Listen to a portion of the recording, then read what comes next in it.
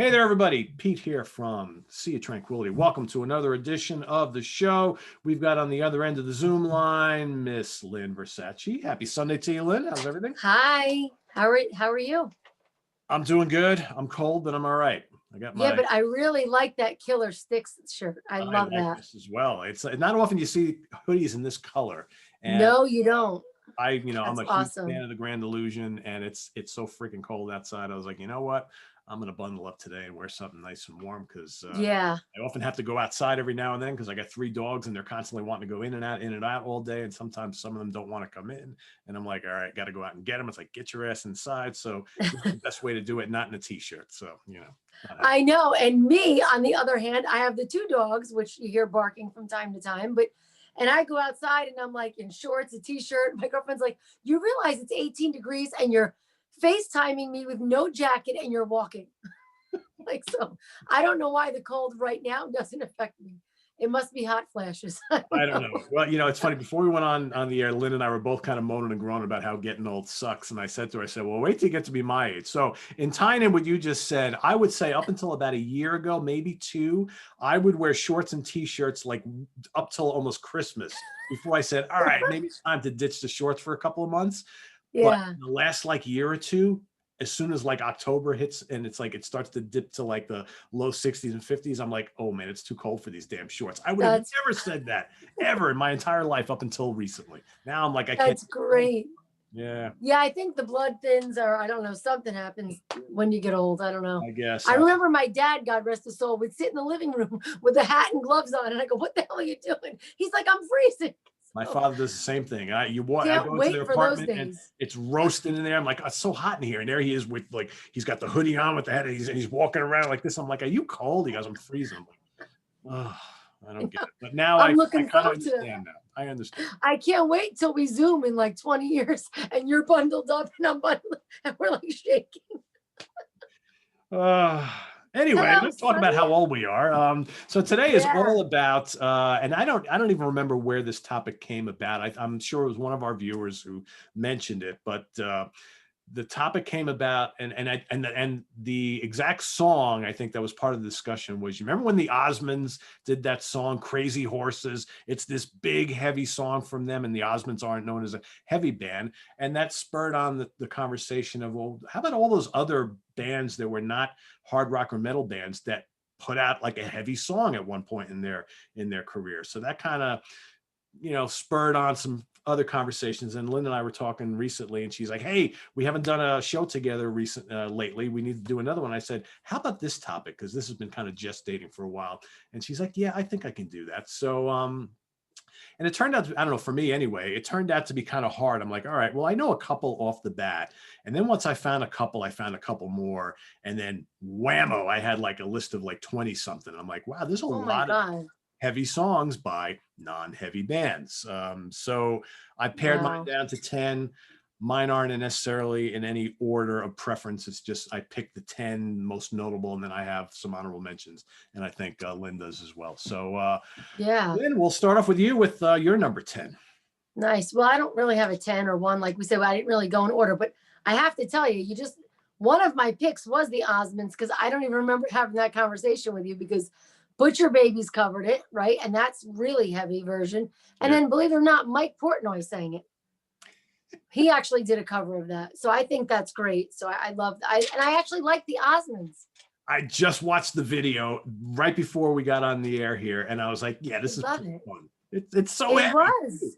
It's And kind they of were in goofy, like right? Elvis Presley I costumes. know. He was like in like Elvis gear. And I'm like, whoa, like, look at Donnie go, Yeah, the big heavy riffs, and they're all like kind of doing this, Yeah, and the terrible guitar solo and the weird synthesizer thing, but it's like it's it so was much fun. fun. It's so wacky. It's like And especially my thing is right for back then, for 1972, right? I was a year old. Like, that was a big deal for 72, yeah, it was. it's But almost like they were like listening to their like I don't know, Black Sabbath records or something, and they're like, oh, why we could do something like this too, right? yeah, Of course, totally. not what the general public wanted to hear from them, but hey, whatever.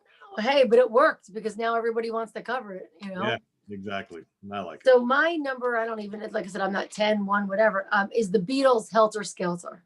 I mean, you got to have that, right? Yeah. Of course, it's got to be in your list, and you probably knew it was coming, being that I'm a big Beatles fan. But in 1968, off the White Album, it was like, I mean, look at everyone wants to cover that song now. So I mean, for them to be doing Helter Skelter, I mean, and Paul actually said when they wrote it, holy shit, like they wanted to do something heavy with grit, with grunge. Like they were like, oh, we want to do something heavy and dirty, and that's what they came up with, was Helter Skelter. And I found that in listening to the song and looking up everything about it, like I was like, oh wow, Charles Manson actually kind of adopted the phrase Helter Skelter from this song because of all the madness and the mayhem. And I was like, it's kind of creepy, but cool, I mean, not that he's cool, but it is what it is. But yeah, definitely it would be my number one because I'm a Beatles fan, but Helter Skelter by the Beatles for sure. Yeah, it's a good one. It's in my honorable mentions. You can't not include it somehow. Yeah. It's got all the, the big distorted and fuzz guitars, and it's just love it. It's the Beatles completely rocking out. And yeah, I mean, they had a handful of, hard rocking tunes, but nothing like that. No, nothing like that. And it's so funny because I know, like, when they recorded like She Loves You, yeah, when she did that, like Paul's father said to him, enough of this American nonsense. Can't you just say she loves you? Yes, yes, yes. And it's like, I don't think that would have quite been the same, No, it wouldn't have. It wouldn't have. But either way, very cool. So the Beatles, Helter Skelter. That's a good choice. Well, ironically, my first choice here also has Paul McCartney involved. It's Paul McCartney and Wings for a song called Junior's Farm. Yes. Which was not on any album. It was released as a single or a B-side or something like that. It's on the Greatest Hits, and amazing song. I mean, it's probably, well, maybe Soily is a little heavier, but I think that's one of Wings's heaviest ever tracks, from a band that just did really good pop rock stuff. But this is really raunchy. It's so catchy too. You got some amazing Jimmy McCullough guitar solos on it, and Paul's vocals are just absolutely stellar.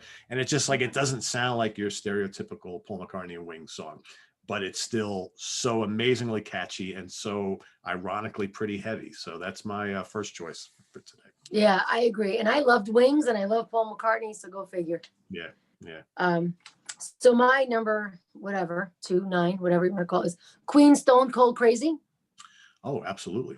For me, because you got to put that on your list, and actually I was looking at the video of them live at the Rainbow. I think it was like in 74. It was ridiculous. Like Brian May, you see him rock, the outfits. I mean, it was just a different version of Queen, I think, than most people have come to love and remember, because it was like raw, raunchy. It was really good. So Stone Cold, definitely for me is definitely like a 9 or 2, whatever way you want to go. But yeah, well, I will say if you haven't seen that entire Live at the Rainbow concert, go watch it. It's amazing. I haven't seen it. I have not seen the whole thing. I have it on DVD or Blu-ray, and it's so good. Yeah.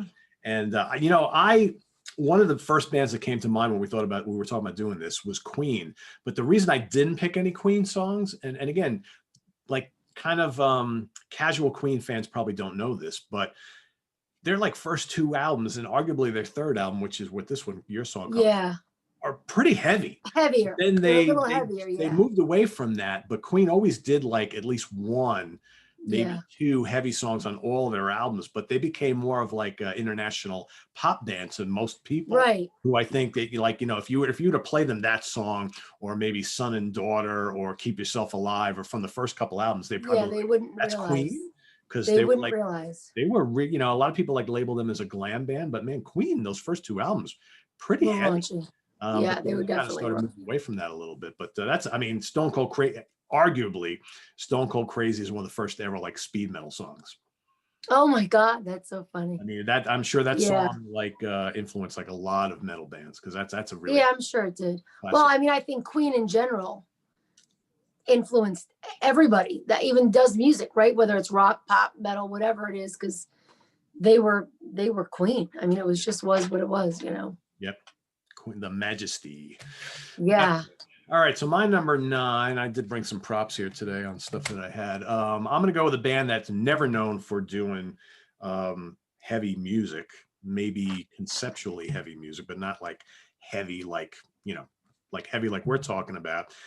This band originally started out as a great kind of progressive rock band. And then they, in the 80s into the 90s, became more of like a straightforward pop band. Talking about Genesis. And on their second album, Trespass, they have a song on here called The Knife. It's the last song on the album. I'm sure all the prog rock fans watching know exactly what song I'm talking about. And, you know, most of this album is very kind of symphonic and lots of acoustic guitars and, you know, keyboards. And it's just really kind of lush and dreamy. And then they hit you with this song, and it's got big electric guitar riffs and big Hammond organ. And, you know, the guitar player at the time, Anthony Phillips, not really known as a big electric guitar player. He mostly 12 string. And here you've got these big fat riffs and fuzz and, you know, all this crazy, you know, wild Hammond organ stuff. It's just such a great aggressive song for this band. And they never really did another song quite like this, at least not to this intensity. They had their moments, but not really known for being a heavy band at all. But this is definitely one of the heaviest songs they ever did. The Knife from Trespass. I'm digging it. Digging it. And you know what? I really like Genesis, and I feel like they're an underrated band. Yeah, I mean, especially for me, I feel like that. You know, they became a mega band after Peter Gabriel left, and they started doing more accessible stuff. But I would argue that all the albums they did with Peter Gabriel in the 70s are just works of genius. And I know that kind of music goes over a lot of people's heads because it's so like different and complicated at times, but I just love it. I love that version of the band so much. Awesome. So my next pick is a band who really was recognized for their kind of like soundscapey kind of music. They weren't really heavy. And if I played the song, probably for, I don't even want to give 50%, 60% of the people, maybe even higher, wouldn't even recognize that it was them. They would say, no way, you're crazy. And it's Pink Floyd, the Nile Song. Right? You hear that song and it's like ridiculous. Yeah. Okay. So maybe it was one of your picks. I don't know. It is, but, and I'm gonna discount and throw another one of my honorable mentions. No, that's all right. But I mean, the chord progression is the Nile Song is great. Right? Yeah. The chord progression, the modulation, like it's just like, holy shit, this is Pink Floyd. What? I remember back in like the Uma Guma days, like listening to all the records and all my friends, you know, and they played that song for me. And I was like, there's no way this is Pink Floyd. You guys are, you know, and of course everyone's smoking weed back in the day and whatever. And I'm like, there's no way.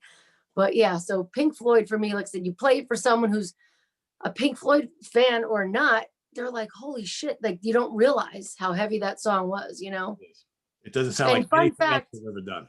It's not. And I actually fell asleep at a Pink Floyd concert. I did. I don't know what the hell. I wasn't even stoned or nothing. I wasn't drinking because I don't drink, but yeah, I actually fell asleep. Apparently they didn't play that song because I would have woke right the hell up. Yeah, I don't know. Did they ever play that? They probably never. I don't know. Yeah, I actually don't know. I thought maybe you would tell me if they played it. Yeah, it's a great song. It's so not indicative of everything else they ever did. They never did another song quite like that. No, and really, like for 1969, for Roger Waters to come up with a song like that, it's like, wait, what? Yeah, exactly. Yeah. So that's a great choice. It was on my list, so I'm going to insert. Yay!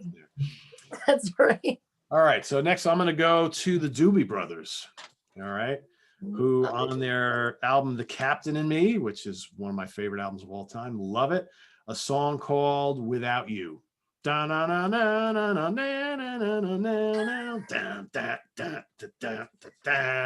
a great song, but in typical Doobie Brothers fashion, it has all those great vocal harmonies. It's really catchy, but man, they just crank up the guitars big time on there. The riffs are heavy, the solos are really good. It's got these little crescendos and things like that, but it's still a song that they play live to this day. And it's like one of those songs that, you know, because I mean, you know, the Doobie Brothers have like a wide variety of different styles. They can do like the kind of soft, soulful stuff. They can do catchy hard rock, more pop flavored stuff, but they could really rock out when they wanted to. I almost chose Evil Woman, which is on this album. Oh, yeah. That song is really heavy as well. Yeah.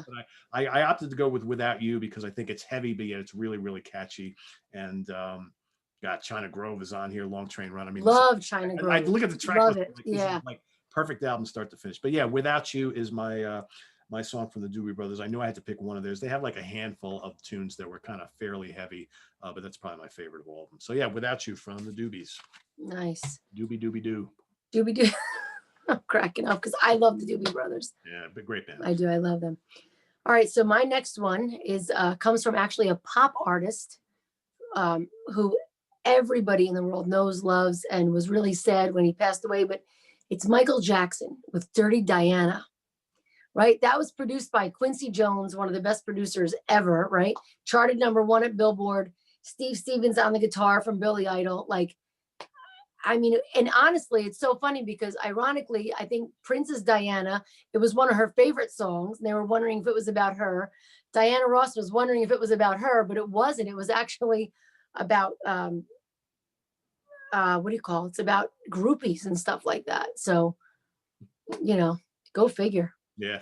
But definitely Michael Jackson, Dirty Diana. Like I said, you listen to that song and it's just raw, raunchy. It's, you know, you wouldn't expect something like that, but he was a great artist, right? Like he didn't just do pop, he could play anything.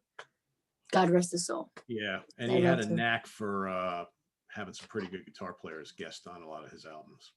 Yeah, he did. But I know what, he was a visionary, Michael Jackson. I'm so sad that he's gone because I wonder, like, what would he be into now? Like, what would that next thing, what would it be that he would have created, you know? Yeah. Yeah. Who knows? I mean, I definitely missing that artistry, you know? Yeah. It's just a shame because he was, and this is kind of a topic for another day, but he was such a troubled soul that you have to wonder if someone like him was ever meant to live a long, long life. And, you know, there's a lot of them that we've seen throughout rock and roll. A lot of artists. Yeah. Yeah. That just like, I don't know.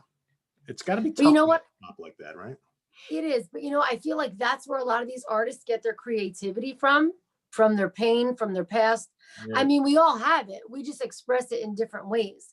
You know, like I don't really play an instrument, but I write. So like my words will come out on paper. Maybe somebody else's word will come out other ways. So, yeah. But yeah, Michael Jackson, Dirty Diana is my pick.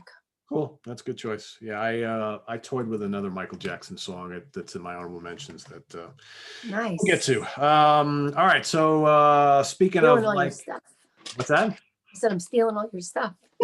That's all right.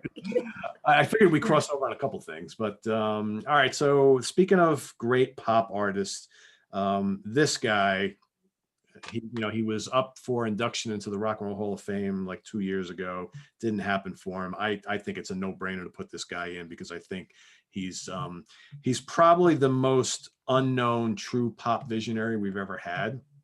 But it's amazing. Sometimes I talk to people and never heard of him. Like, how could you have not heard of Todd Rundgren? Right? I mean, it's just whether his solo stuff or the producing he's done for like Grand Funk Railroad and, you know, all these also XTC and so many other bands, or his great solo albums.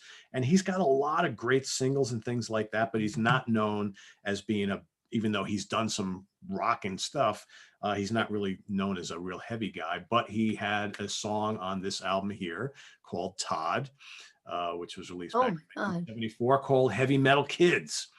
Wow. It is, the title says it all. The song, it's just Todd Rundgren doing heavy metal. It's big, it's anthemic, it's got the guitars all over the place. The chorus is to die for, and it's a total fist pumping, anthemic sing along to heavy metal track on an album that doesn't really have anything else like it, right? It's just kind of like sits there and like, oh, that's kind of different amongst all this weird kind of pop music and rock. But yeah, that is my pick. And I think Todd is an amazing guitar player and just a great songwriter and vocalist. And he is a great guitar player. Rocking stuff as well as the soft pop stuff. You know, I mean, he's had. I never heard it.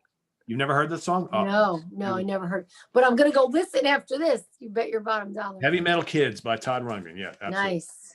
Absolutely. I like it. Yeah. So I had to write this name down because I don't know if I'm going to pronounce it right, but to piggyback off Michael Jackson, his sister Janet Jackson, also a pop artist, did Black Cat off the Rhythm Nation in 1989. That was the year I was graduating high school.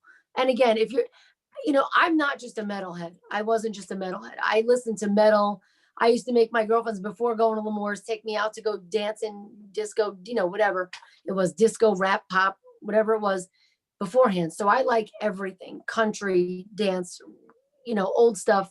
So a lot of people don't know that about me, you know, but for me, like I loved Michael Jackson. I love Janet Jackson. So Black Cat was actually mixed by a German metal engineer, Michael Wagner. Oh, Michael Wagner. Yeah. Wow. Okay. Yep, he actually mixed that, and I think and Jelly Bean produced it. I think they dated for a little while, Janet Jackson and him. But I mean, that's about substance abuse and it's about gang violence and all that stuff, and it's about black cats having 9 lives, and that was a killer. I mean, that was just really. And the funny thing is, not only was it a killer record, but they had 2 different versions because Nuno Betancourt actually recorded the guitar on the radio version and the video version.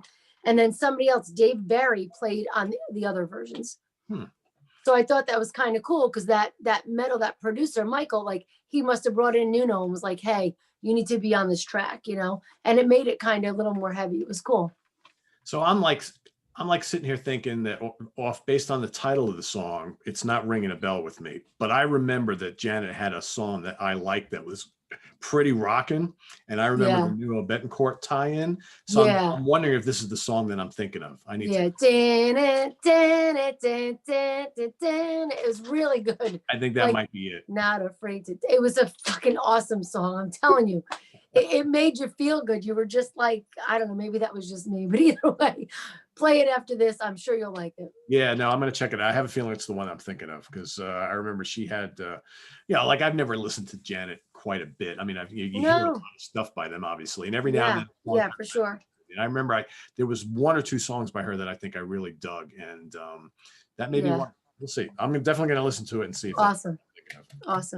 Cool. All right, so and I don't have anything to show for this one, but so I'm sure everybody's seen the movie Goodfellas, right? Yes, I love that. How about that crazy scene where Ray Liotta's character Henry is, he's cooking the meat and getting his pot of sauce going, right? And he's all coked up and everything. He's all like, paranoid and whatever. He has to go deliver this package. So him and the wife. They hop in the car and they go driving to drop off this package. I think they were dropping off to Jimmy, who was De Niro's character. And they see the helicopter, like everywhere they go, there's a helicopter, right? And that song that's playing, right? While they're doing that by Harry Nilsson, Jump Into the Fire. That's so funny.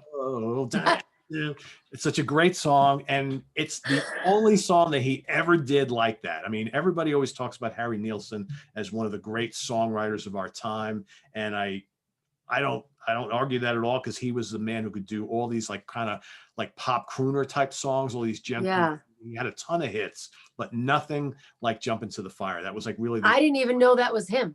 Exactly. I didn't till like a couple years. Know. I was like, because I knew all his other songs and all the ballads and all that kind of stuff. I'm like, great songwriter. And you look at the guy, and he was this big burly guy and everything like that, and party animal and whatnot. But then I found out that was him, and I'm like, holy shit! Great song, totally catchy song, and it's long. It's like 7, 8, 9 minutes or something like that, and really cool guitar riffs. And I love the rhythms in it, and the vocals are great. And it's just like you listen to that, and you're like, wow, he could have been a really good hard rock singer if he really wanted to, right? But it's just like I will forever tie that song. That scene in that movie, which I've seen Goodfellas like a million times, but it's actually, I mean, this comes from the Nilsson Schmilsson album from him, which is probably his best known album. But so that's my number 6.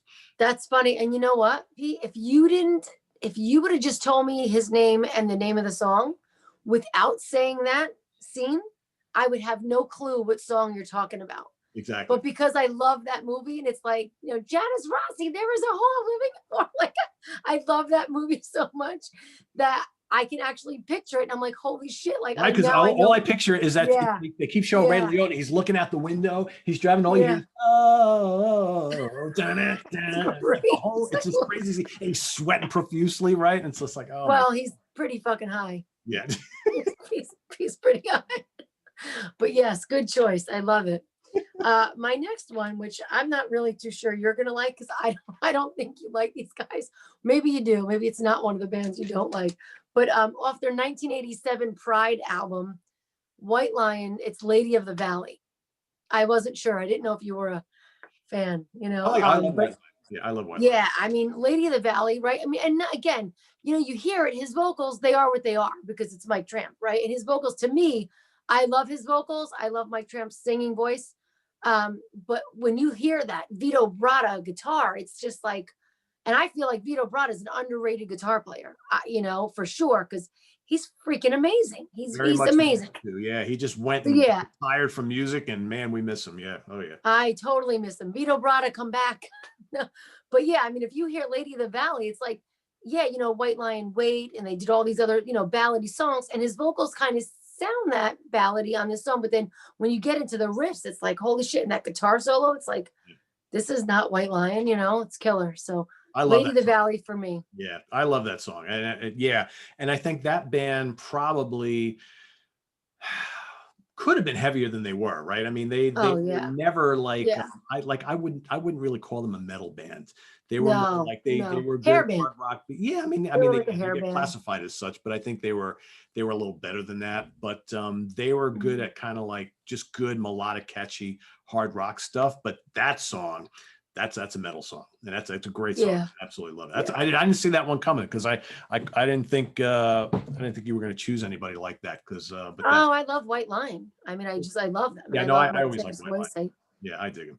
I dig him. So All right, so I'm gonna throw the Nile song out since you've already picked it, and I'm gonna go. Let's see, what do I got here? That's kind of so. All right, here's a weird one that I originally had in my list, and I took out because the more I thought about it, I'm like, it's really not that heavy. But then I was like, but fuck, it's the heaviest thing she ever did, and it's "Edge of 17" by Stevie Nicks off the Belladonna album. oh wow.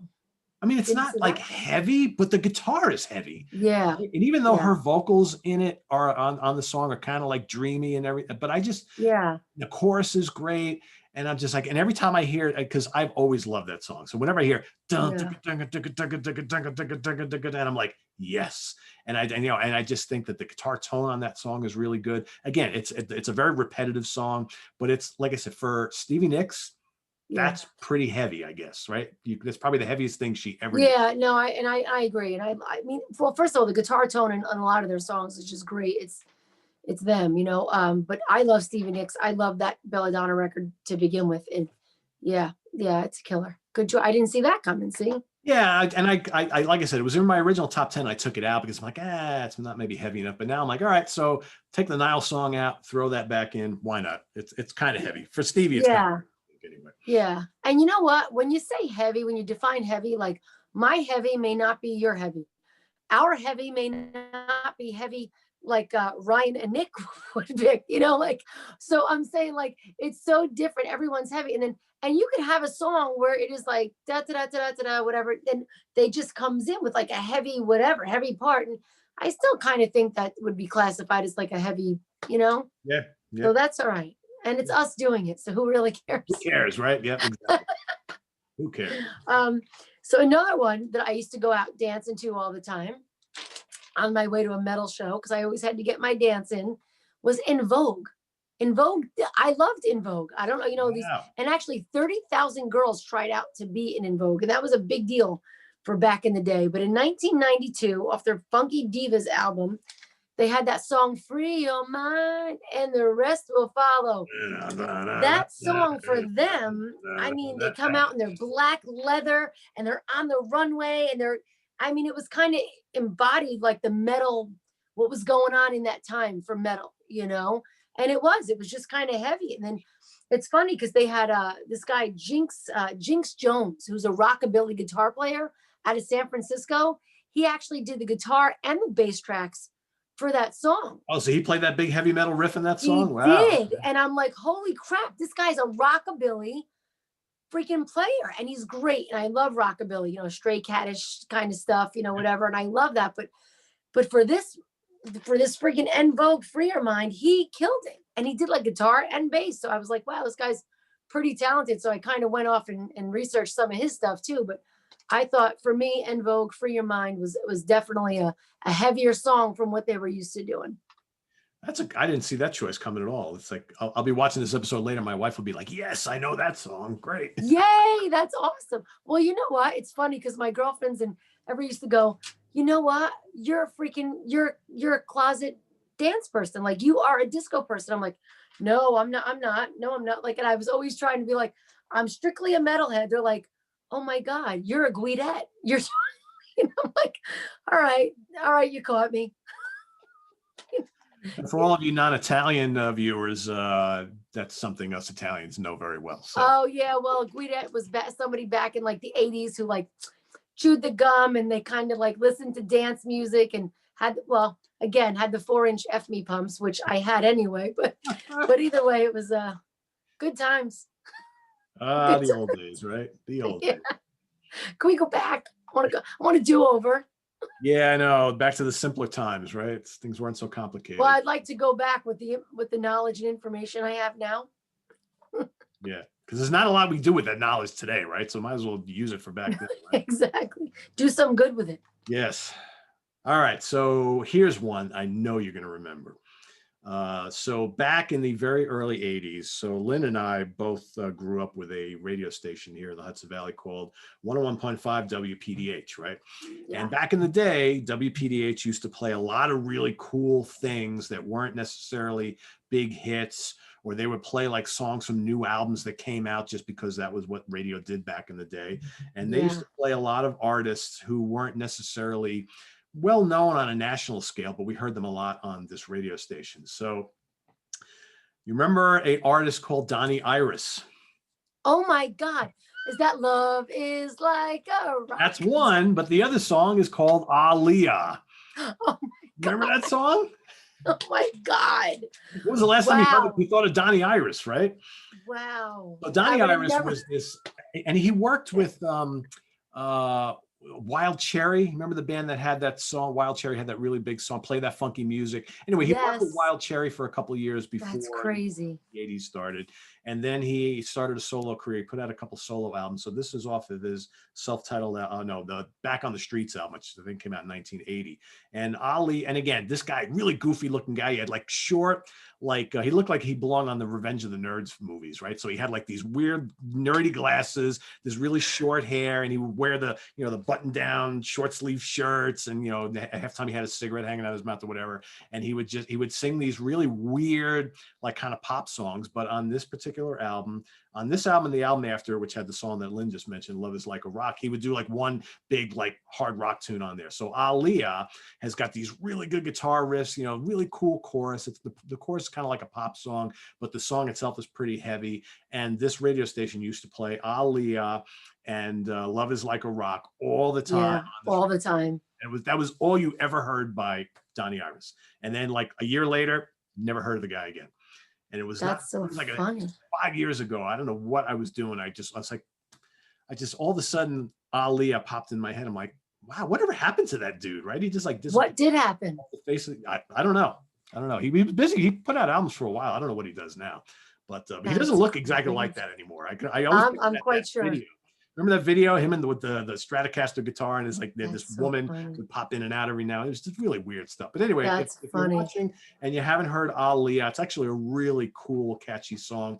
Kind of reminds me of like maybe a heavier version of the Tubes. That's kind of like. I like the Tubes. Yeah, and I like Stratocaster. I like the sound of the Strat. Yeah, exactly. It's got this big, riff in the song, and the solo is really cool. It's basically it's a heavy rock tune. It's cool, but it's got a really catchy, quirky like chorus to it. So yeah, that's my pick.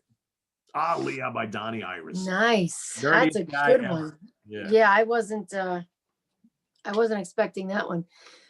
So another one from back in the day that again I would know and you probably wouldn't, and I don't know if any of our viewers would know, but Cypress Hill. They were rappers back in the day. And in like, I don't know, it was 99, 2000, they released Rock Superstar off their Skull and Bones record. And oh my God, it was just all about being like a rock superstar. And they had the groove, the grunge. And I have to laugh because they had the parental advisory. I remember having the CD and they had the parental advisory lyrics because they were so bad. And it was like, it pales in comparison to what the lyrics today are being put out. And it's not on, I don't think they have those parental advisory. No, they don't do them anymore. Well, why bother, right? You have to put them on almost everything. I know. But yeah, so Cypress Hill, like I said, Rock Superstar, that was a killer. It was a metal tune for a rap band. You wouldn't even think that they would put that out. And in the beginning, they start off, but then I'm telling you, once you get into it, be a rock superstar, like it was just like, holy shit, if you just heard that part of it, you wouldn't think they were rappers, but it was cool. So Well, I you advise you stumped to me on check that it one. out. I can honestly say I don't think I've ever heard that. You never heard of Cypress Hill? Well, no, I've heard of Ever? them, but I don't think I've ever. Oh, okay. Yeah. Well, again, they were really good. I mean, they were good back in the day. I like the rap stuff. You know, I mean, I like some of that rap stuff. The old LL Cool J and I mean, I It's not like my all thing. that stuff. Biggie Smalls, like I was into that. So, you know, go figure. When I hear the rap, my hands go over my ears. Well, you know, when I hear the rap today, kind of, sort of, my hands go over my ears. Some of it. Yeah, you're talking I mean, Cypress Hill, that's old school. That's, yeah. Yeah, that is old school. Like my daughter plays this guy, Lil Peep, who passed away of a drug overdose, but I actually like Lil Peep. I actually like his vocals. I actually like it. You know, maybe because she plays it repetitively, like in my sleep, I'm just hearing it in my subconscious, but she does. She plays all this stuff. So I know a lot of it, of the newer stuff anyway. But again, I told you, I'm multi-genre oriented. There you go. There you go. Yeah, just for me, rap and hip hop has just never been my thing, ever. I know, it's funny because Can't like everything, right? Yeah, I asked Butch the other day, I go, oh, what's the matter? You don't dance? He goes, nope. I go, oh, so if we were at a wedding, you're not going to dance with your old friend? He goes, nope. He goes, I'll slow dance. I'm like, really? I can just picture him saying, nope. He was like, nope. I go, you got some nerve, like, you know, but then again, neither will Mike. No one's going to dance with me at a wedding. I'll have to grab some random off the dance floor. I know some of us guys are just not into that sort of thing. What do you Hey, listen, my dad taught me how to do a mean Lindy. I would like to do it again once in my life. There you go. Very nice. Very cool. All right. So who's your last? You got one more. We got two more. You have two more. I have one more. All right. So I have three more. Well, two more after this one. All right. I can't count. So Chicago, not necessarily a band known for doing heavy songs. I will say the first couple of Chicago albums had some pretty adventurous music on it, pretty rocking at times, but I would never call Chicago's music necessarily heavy. And especially like the stuff they put out in the 80s and going forward, that's, you know, furthest thing from heavy. But they put out this album in 1975 called Chicago 8. And on it is a song called Hideaway. Probably, I don't know if you've ever heard it, Nick, Lynn. Nick? Yeah. I'm like, well, you shouldn't have mentioned his name before. I don't know if you've ever heard this song, but it was not a single from this album. Never Been in Love Before was the big single from this album, right? But Hideaway, it's sung by Peter Cetera, and it's got this big heavy metal riff, and it literally is a headbanging song. And it's like one of the only times ever that Chicago did it. I mean, they have a couple of other heavier songs that they would do later on, but there's nothing like this. I mean, it starts off, it goes, I mean, it's like this big Black Sabbath riff, and it's like, holy shit, is this Chicago we're listening to here? Yeah. And then, you know, Peter Cetera, who damn good singer, I think, because he has made so much money singing ballads in his lifetime, he kind of stuck with that. Might as well stick with what makes, you know, brings the money in. But I think that he always could have been a really good hard rock singer if he wanted to, because he had a really strong voice. He had that high pitched voice. But yeah, check out Hideaway from Chicago 8. Really good heavy song from a band that just never did heavy stuff. Nice. Yeah. And I toyed with looking into Chicago because I was like, I thought about it and I was like, you know what? I feel like Chicago might have done a couple of heavy tunes, you know, but you know, that's okay. You picked it. I'm out. So this one actually is a this year release. And again, I got this from my daughter because again, she listens to more rap kind of stuff, but it's this Gaslight by Maggie Lindemann. I know you wouldn't know it. And I don't know if any of our viewers out there would know it, because if they're our age, they probably wouldn't know it unless they have a child. But the song is called Gaslight. And she found this girl, Sick Brain. So it's SIIIK Brain. She found her, I think, on Instagram. And I'm telling you, when you play this Gaslight song by Maggie Lindemann, it's like Maggie will sit there and she'll sing and it's nice. And then all of a sudden it gets to Gaslight. And she's the girl, I can't do it because I tried and I hurt my throat. So I don't know how these chicks do that. The growls and the freaking, like, it's literally, they could be in a punk metal band playing at the Chance, you know, killer tune. And like I said, I was all excited because I was like, holy shit, is my daughter getting into rock now? Like I was so happy when I heard that coming from her room. I was like, yes, I'm doing something right. It's transferring, you know? And she's like, oh no, this is a pop song, but check this out. But even it's a really good, and again, she does everything pop, but this one song, it's pretty badass. It's really good. It gets my adrenaline going. There you go. And again, it's something new. And to check it out, like I said, just listen to it after this. You're gonna go, holy crap, I can't believe it, you know? Yeah, I've never heard of again, it's new. And maybe a lot of our listeners, again, unless they had children, may not know it, unless some of our listeners are younger. But it's really killer. And we do have some folks. Yeah, we do have some younger folks who watch the show. So yeah. Well, I mean, younger folks that would like some poppy stuff, you know, but it's Gaslight by Maggie Lindemann. It's freaking awesome. Gaslight. I will have to look that up. Yeah, it's really good. All right. So I'm gonna go way back on this one. Band called the Electric Light Orchestra, otherwise. Oh, I love ELO. ELO, right? I mean, who doesn't love ELO, right? Well, again, not a band known for heavy music.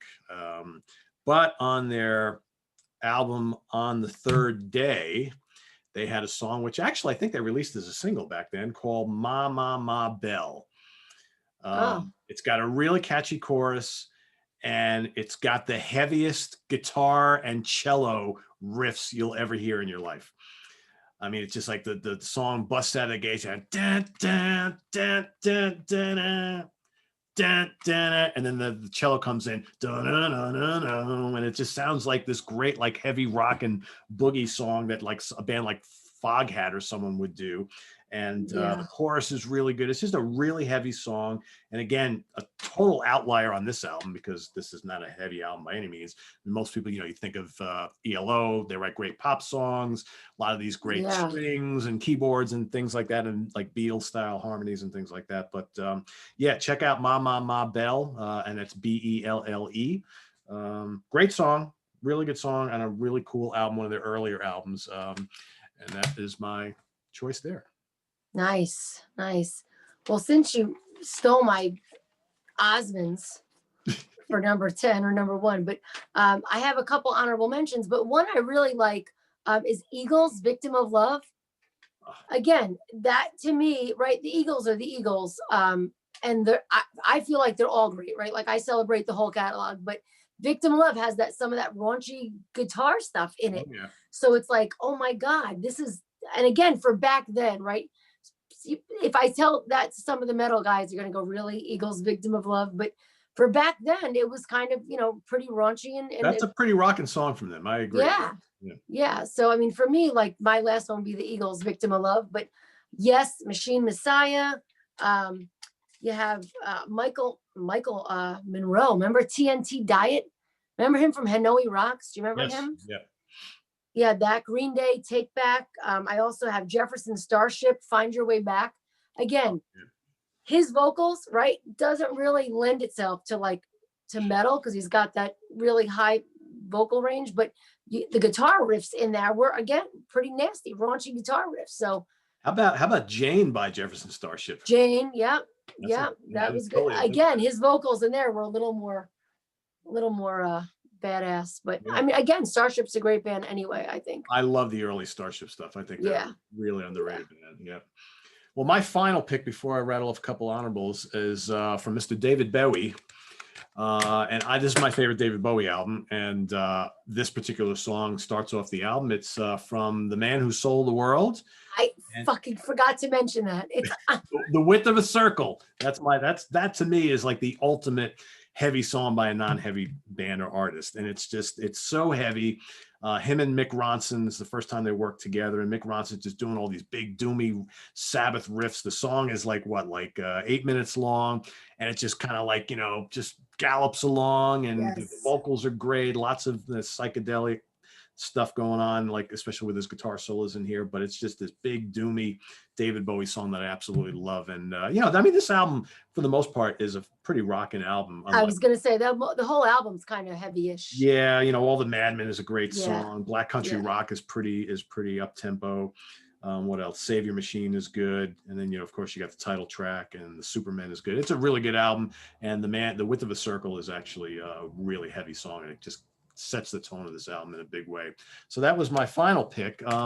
Did I hear you right? Did you mention Machine Messiah by Yes before? I did.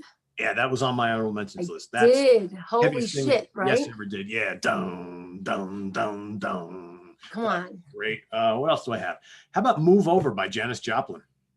Oh, holy crap. That's pretty rocking. You know, Janis Joplin and Tom Jones did a freaking song together, and it was badass. Really? They I did. Probably heard that. Didn't they do it on a TV show or something like that? It was on a TV show. Yeah, okay. I forgot. I was listening to it last night. I was checking things out. It was really cool. Yeah, I got to go revisit that because I remember seeing that clip, but I can't, for the life of me, I can't remember like what the song was. I mean, although anything I feel like Tom Jones does is freaking gold. Tom Jones is freaking amazing. He was a hit with the ladies. Listen, he's still hit with the ladies. The guy's badass. I tell you, Tom Jones rolls up on me. I'm like, hey, how you doing? Because it's fucking Tom Jones. Excuse the French. Tom Jones was the man. I'm telling you, he was like, and a lot of cool. Yeah, but a lot of metal guys cover some Tom Jones stuff. You know. Yeah. I think Maiden did a Tom Jones. I think Bruce Dickinson covered something by him. You know, but Tom Jones, right? Why not? Yeah. Yeah. What else you got? What else do I have here? I also picked a couple of Eagles songs. I mean, including the one you picked, but Life in the Fast Lane is pretty rocking. Already Gone is pretty rocking. Outlaw Man is pretty heavy as well. What else did I have here? How about, do you remember the band Bread? I'd like to make it with you. Yeah, exactly. They had like all these really soft rock songs, but they have a song called Mother Freedom, which is pretty heavy. Check that one out. I liked Bread. Peter Hamill, the lead singer from Van der Graaf Generator, he had a song called Crying Wolf on one of his solo albums, which was really, I don't know that. Quite rocking. And then my last one to mention today, and I have two from this guy, from Frank Zappa. Not necessarily known for being heavy, but definitely weird and eclectic. All sorts of stuff. But he had a song called Tell Me You Love Me, which is really heavy. And then he had a song that he did with Captain, on the album he did Bongo Fury with Captain Beefheart called The Muffin Man. And The Muffin Man is totally heavy. It's got this, it's really silly at the beginning. And then he comes in with these big, heavy riffs. And then he does a guitar solo for like the last minute and a half that just kind of takes you through the song. So really, really cool. So that's what I got. I love it. Those are some good picks. Yeah, I'll have to go back in my catalog and pull some of them out just to hear them again, Yeah, exactly. So I'm going to do the same. So for those of you watching, I'm sure there's plenty of others that we didn't mention. I was also just thinking too, My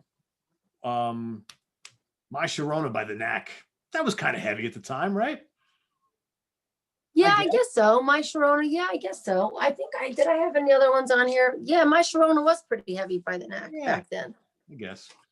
Yeah. There's so many others. So that'll be the there fun is. I mean, Eddie Money, Shaken, right? Yes. Yeah. Eddie Money. I mean, Eddie Money was not so heavy, but again, you have that that was good. Eddie Money's good. Yeah, I think what'll be really cool is to see what all the viewers can come up with that we didn't. Oh, I'm dying. I'm sure there's going to be something like, oh, how did we forget that one, right? I'm sure. And they'll say, how come you guys didn't mention this? It's like, oh, you can't think of everything. This was, like I said, this was tough to do.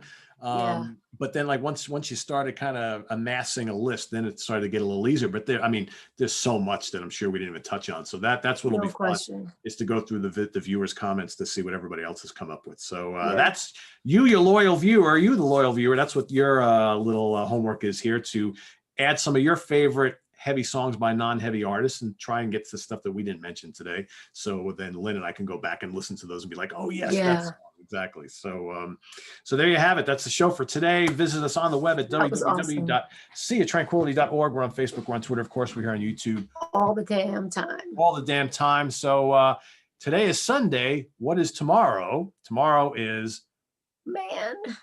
Monday night must-see TV with the Hudson Valley Squares. So tune in to see Lynn and myself and our rest of our cohorts over there on the Hudson Valley Squares for another cool topic. I don't think I have spilled the beans of the topic yet, so we're going to do that right now. So tomorrow's assignment for all of us is we're going to be talking about those bands who made some completely earth-shattering, skull-crushing, stupid decisions at some point during their career, whether it was, replace a singer or a guitar player with someone else who completely didn't fit, or to release an album after a bunch of really strong albums that is completely off the rails different, that just kind of ruined their careers. Or maybe they went out on a tour that just didn't make any sense, or maybe they said something to the press that just kind of like, you know, really pissed off a lot of people, or they made idiots of themselves on an award show, or whatever the reason might be. Or maybe they, you know, said something really, really political that pissed off a lot of the fan base, whatever it might be.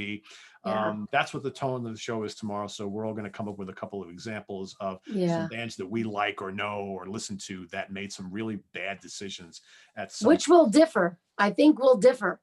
I think would because imagine- my version of a bad mistake might be different than your version of a bad mistake, right? Absolutely. Absolutely. And yeah, and there's going to be some things we're going to pick that probably our viewers are going to be like, oh, but I really like that album that they did. Yeah. Where they Yeah, for changed sure. their style, or they did, you know, whatever with. So, and that's totally cool. So it's just all about discussion and Rock and roll. Yeah, exactly. So that's coming up tomorrow night. So stay tuned for that and a lot more during the week. For Lynne Versaci, I am Pete Pardo. Goodbye, everybody. Bye.